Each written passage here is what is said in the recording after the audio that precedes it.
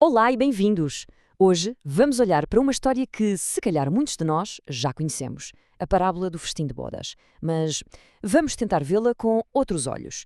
Não apenas como uma história antiga, mas como um verdadeiro mapa para uma transformação que acontece não lá fora, mas cá dentro de nós.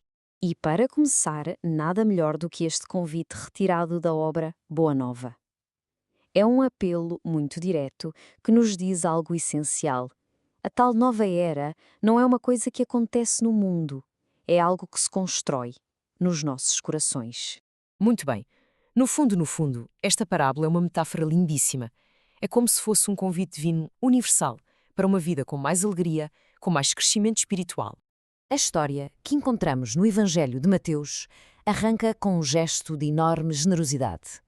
Um rei organiza uma festa espetacular para o casamento do filho e manda chamar os seus convidados. Até aqui, tudo parece perfeito, não é verdade? Pois é precisamente aqui que a história dá uma volta inesperada. Perante um convite destes, a resposta que o rei recebe é, no mínimo, surpreendente. Uma recusa.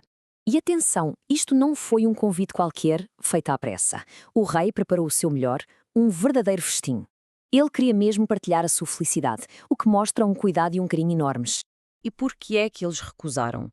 Bem, a parábola é muito clara. Um foi tratar do seu campo, outro foi para o seu negócio. O simbolismo aqui é fortíssimo.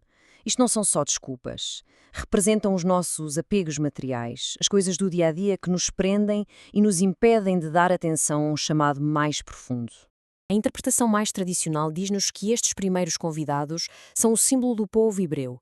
Foram os primeiros a receber a lei divina, mas, com o tempo, acabaram por se focar demasiado nas preocupações do mundo. Mas o rei, perante estas recusas, não fica de braços cruzados nem cancela a festa. Pelo contrário, ele expande o convite de uma forma absolutamente radical. Vamos ver o que acontece a seguir. A ordem que o rei dá aos seus servos muda completamente o jogo. A festa deixa de ser para um grupo fechado, as portas abrem-se de par em par e o convite passa a ser para toda a gente, sem qualquer distinção. E o resultado é este: uma sala cheia de gente de todo o tipo, tanto maus como bons.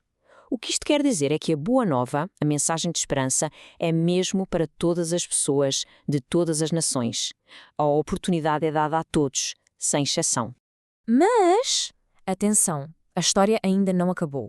Ter aceito o convite e estar presente na festa não é tudo. Há uma condição, e é uma condição fundamental. E aqui surge uma pergunta muito importante. A sala está cheia, é verdade, mas será que todos os que lá estão mesmo preparados para a importância daquele momento? E é então que chegamos ao clímax da história. O rei aproxima-se de um dos convidados e faz-lhe esta pergunta, de forma direta: Amigo, como é que entraste aqui sem a veste nupcial? Reparem que não é bem uma acusação, é quase uma constatação. Falta ali qualquer coisa de essencial. Mas então, o que é esta veste nupcial? Claro que não estamos a falar de roupa. A veste nupcial é um símbolo do nosso estado interior. Simboliza a pureza do coração, a nossa integridade, a nossa vontade de viver segundo a lei de amor e de bem. É, no fundo, a nossa transformação interior. A consequência de não ter esta veste pode soar um bocado assustadora, mas estas trevas exteriores não são um castigo, são um estado de consciência. É o estado de quem não está em sintonia com a alegria da festa. É simplesmente o resultado natural de não se estar preparado. E tudo isto leva-nos à grande conclusão da parábola, que se pode resumir numa ideia muito simples, mas muito profunda. A diferença entre ser chamado e ser escolhido. É aquela frase que todos já ouvimos: muitos são chamados, mas poucos escolhidos. Depois de tudo isto, o que é que isto significa realmente? A diferença é esta, e é crucial. Ser chamado é receber o convite. E esse convite é para todos, é universal. Todos nós somos chamados. Agora, ser escolhido não é um ato de favoritismo divino. Ser escolhido é o resultado da nossa escolha. É a nossa decisão de aceitar o convite e, mais importante ainda, de nos prepararmos para ele, de tecermos, dia a dia, a nossa própria veste nupcial.